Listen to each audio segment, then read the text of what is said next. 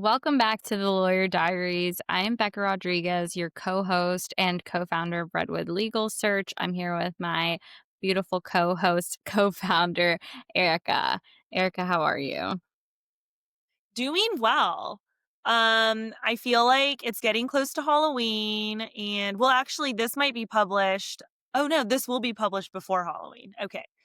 But it's getting close to Halloween. It's fall. It's beautiful. It's like almost the holidays. This is my favorite time of year. Yeah, I'm not in the fall spirit this week because there's a heat advisory in LA today. It was 90 degrees yesterday. No. And Oh my it's 90 gosh. degrees today. So Oh, that I know. And I sucks. just wanted to make soup this week. Yeah, yeah. No, I totally understand. Oh, Oh my gosh. yeah. That is very LA, I like know. random. And Um, I'm here with but our guest today is my dog Coco yes. Puff, who had surgery on Monday on her eye. Oh. Um, but she's a little subdued right now. She's very Oh. And how did the surgery go? It was fine. She had something on her eye and they have to biopsy it, and it's just stressful. But our vet is their team is amazing. Modern Animal, if you're in Los Angeles. I think they've expanded a lot now, but they're incredible. Um Oh. so we'll just have to see what the results say. But the vet said it was probably fine. Okay, good, good. Yeah. But if they've expanded, maybe they can be my future puppy's vet someday Yeah, if and they're in the Bay I'll Area send you a referral because code. I yeah, like I have some exciting news and it's we are getting a golden retriever and she's already born and she'll be with us at the beginning of Do you December. have a name picked Um out? I think we're gonna name her Bella or Zoe. I think those are the 2 names. Like, Yeah. they kind of I need to see if she's a Zoe. Like, I think if we were gonna get a small dog, she definitely would have been a Zoe. But if she's more chill, she'll probably be Bella. But those are the names we've chosen. And, my husband and I just could not agree on a breed. Like, we have very different taste in dogs, I'd say. Like, I really like the curly-haired dogs. He's not so much a fan. So the 2 types of dogs we did agree on were Pomeranian, which Puff is, and Golden Retriever, and we were both like, "You know what? We should get a Golden Retriever." Neither of us have ever had one, and they're kinda just like the dog, you know? So I'm so, so excited. So pretty. Oh, I'm so excited. I don't know why the first name that came into my head, even though I think you told me the names already, I was like Goldie. Goldie is actually a really cute Goldie name. or like Rosie. But I feel like Oh my gosh, I really like isn't Rosie Rosie. so cute? I don't know. I just thought of that. Okay, I Um, really like Rosie. I'm gonna add that to the list. That's actually so good. I don't know. I'm feeling like Rosie, but yeah, Yeah, in that was really retrospect, yeah, my that's like a really good name. I'm like, "Thank you." no, Like, you're this is welcome. good advice. My dog's name is Cocoa Puff. We call her Puff, and I'm like, maybe if I got her today, I would name her something different. I She's like that name. such I a mean, puff. she is, like, puffy, like, her hair is Yeah, voluminous, so, I mean, it's such an appropriate name. yeah. All right. Well, let's get down to business, which today our business is talking about the marketability of litigators. And this is something I think people don't think about when they're choosing their practice group, but it's really important to know because I think the reality is your law firm lifespan is pretty short if you're not planning to make partner. So knowing when you should or can lateral or pivot out, which we've talked about on our episodes regarding in-house opportunities, is really important because it's not necessarily what you might think. Right. So the window for when litigators. And by litigators today, we are talking about generalists, commercial litigators. Their most marketable window is between their second year and before they've completed 5 full years. So basically when they're a 4th year, somewhere in their 4th year. Um, that's kind of like the marketable window, and there's a lot of reasons for why. We're not gonna talk about every single reason. We'll give some of the, biggest reasons. But I think a lot of litigators we talk to, they are surprised when we tell them this, and that's because they're under the impression that the more years of experience they have, the more marketable they'll be, and that is not the case. There's definitely a certain point in your career where you have so many years of experience. Maybe you're an 8th year associate at an AmLaw 100 firm as a litigator, but the truth is, very, very few firms are looking to hire an 8th year associate unless you have a portable book of business. Yeah, so true. And honestly, even in this particular market, fifth years are having a hard time.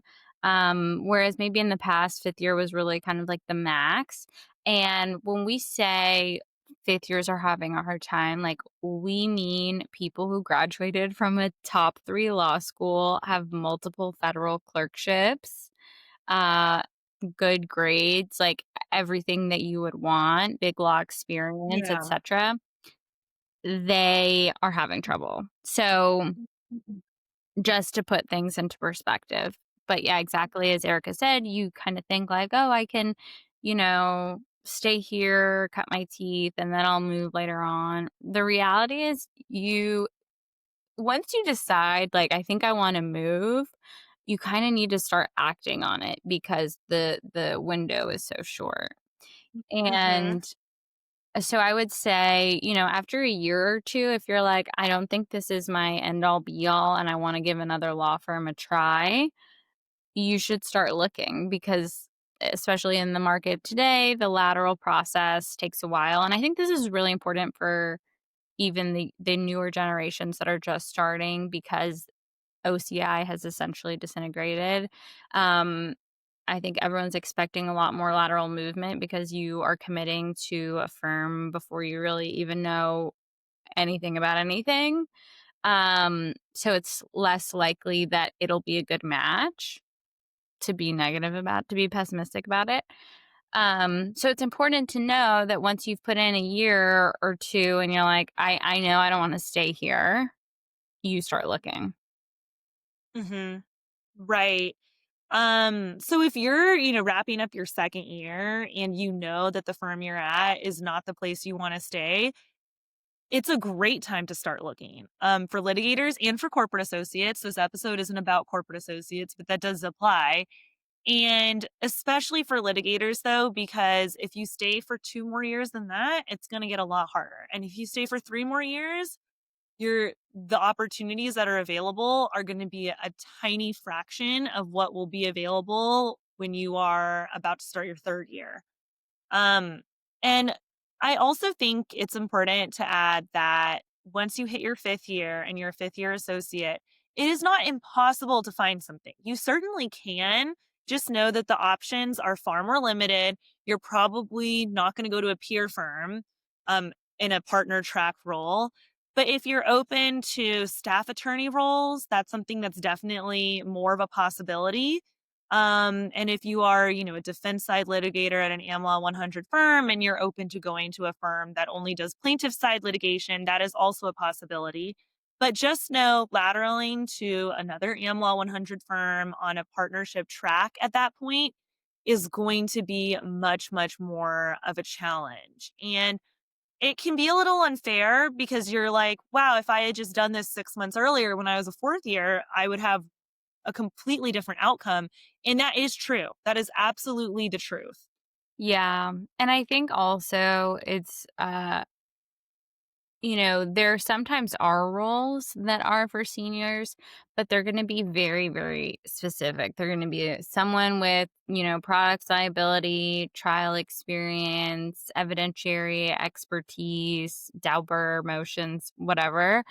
Um, and they're not going to be like for a 6th to 7th year commercial litigator. So, I mean, as with any practice, as the higher up you get, the more expertise is expected and desired. Um, that definitely increases desirability. So that's just something to think about too as you're progressing as a general commercial litigation attorney. Um, and I think it's like Erica said, it's unfair. If you think a little bit about the economics of it, I mean, I'm sure there's several reasons. I think a big reason is that, as we discussed in our in-house episode, and as people come to find out, there's not a lot of need for in-house litigators. There's not a lot of in-house litigation roles. So there's less mobility outwards, and litigators will stay longer. There's just less demand for laterals because people have less exit opportunities, if that makes sense. Mhm. Right, and it does make sense because if you look at the corporate counterparts, for 6th, 7th years, you're gonna see a lot of them moving in-house, maybe more than half of them. So if you don't have that with litigation, then of course the demand for 6th, 7th year litigators is less because there are fewer of them leaving the firms. So that's definitely one of the biggest reasons. Yeah, and if you think about also, you're like, well, what about government exit opportunities? I mean, in the recent market, there's not that many, so it's more challenging to get. So it just sucks. It does suck. But that's why it's important to be, I think, well informed. I think in my experience, it felt like in law school, it's super litigation heavy. Then you work for a summer associateship position and you kind of get to work on like one type of matter in multiple practice groups, and then based on that decide what you want to do. And there's just so many factors to consider. So if there is to the extent that there's any like informational chat at your law school or anything regarding exit opportunities and just like career paths based on what practice area you choose, I would encourage you to visit that if you're a law student. If you're not and you're an associate, you chose what you chose. Know that it's not hopeless, like Erica said, but just know the reality of what you're going to get yourself into if you are, let's say, in your 5th year going on to your 6th year and you're like, wait, I really want to make a move. Just know the process might be really long. And like she said, it might not be to a peer firm. Right. And we say this not to scare anyone or to make anyone feel, oh man, why did I become a litigator? Because the truth is, in other practice areas, there is a certain point where you are also not marketable. It tends to be a little later on in the career, but there definitely is a certain point where you have X number of years of experience, and what you bring to the table in most practices, not all, has to be a portable book of business at that point, rather than just years of experience. So litigators are not alone. It's just that the window of marketability tends to be a little bit shorter. But we also thought it was important to get this message out there because I think the people who have the most success in their careers and in their lives and professional lives, especially in general, are the people who are proactive. They're thinking ahead. They're not the people who are passively at a job and wait until they're in a desperate situation to start talking to the experts in the field of recruiting or any type of career coaching.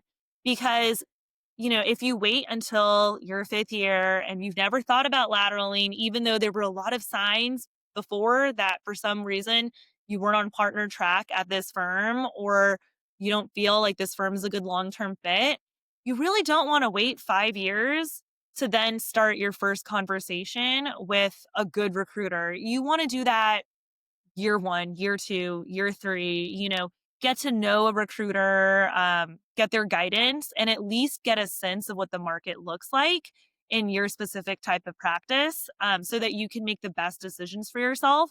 Because you should always just be proactive, and the people who are proactive will always have the best results Yeah. in everything in life. Absolutely. And, I think one piece of advice, just in terms of thinking about exploring the market or when to make a move, I think a lot of candidates will wait till they're having a bad day or they're at a breaking point and then say, okay, fine, I'll answer a recruiter call or email. And then you get on the phone and it's like, what's out there right now? They give you a list and like it's all in one big push, right? There's another way to go about things that might actually be better, which is you when you're like thinking and reflecting on whether this is or isn't a good fit, maybe you haven't decided, but you connect with a recruiter, you establish a relationship, hopefully with someone you trust, and that recruiter can give you updates on a rolling basis, right? So that way throughout the year you're apprised of opportunities that pop up, whether it's at a firm that you have always liked, you like working across from them, and a role opens up. Okay, well, now as opposed to waiting another 6 months until you feel really desperate, that role might be gone. So it's a better way for you to just be able to grab any opportunity that comes, and taking an interview doesn't mean you have to take the job. But I think it's a good way to kind of keep a pulse on what's out there, and you're not committed to anything. It doesn't have to be a mindset of like, I'm leaving, let's do a big push, because so much of the lateral process and any job search process is timing, right? If you think about it, it's kind of crazy, like you have to want to leave your job at the same time that the perfect company for you is looking for a role that fits you. It's kind of like dating, but you give yourself a better shot of finding a really, really good fit if you're just constantly, applying, interviewing, seeing what's out there. Mhm. And even if, you're just thinking about, maybe another place is a better fit for me, maybe another place will address XYZ problems I've been having at my current firm or in my current practice group, etc. I think that applying and interviewing is really helpful because you can almost think of it as information gathering. Every time you go to an interview with a new firm, you are learning so much about what other firms look like. And you can see, maybe the problems I'm having, every firm is like this. So if I want to stay at a firm, this is something that I'm just going to have to accept, or I'm going to have to figure out, is this something I want to continue doing? Maybe I want to look for a job doing something else. So, interviewing and applying, even if you're not desperately trying to leave, you're going to just have more information, and you're going to be able to make a better decision for yourself. And maybe the result is you have more appreciation for your current firm and your current coworkers because you interview and you realize, wow, I have it pretty good here. Like other firms, the billable hour requirement is higher. Maybe the people aren't as collaborative. Maybe the work isn't as interesting. And there's nothing wrong with that. Totally. That's exactly what I was thinking. Just the interview, you don't have to take the offer if you get it, but also it might make you realize, oh, I actually do want to stay where I'm at and I can't see a future for myself. So Hmm. that's our plug for being open minded and not waiting until, you're desperate and you're 100% certain that you need to leave. Exactly. I think that's all we have on this topic. As usual, feel free to drop a comment, send us an email about this topic or any other topic you'd like us to discuss. Till next time.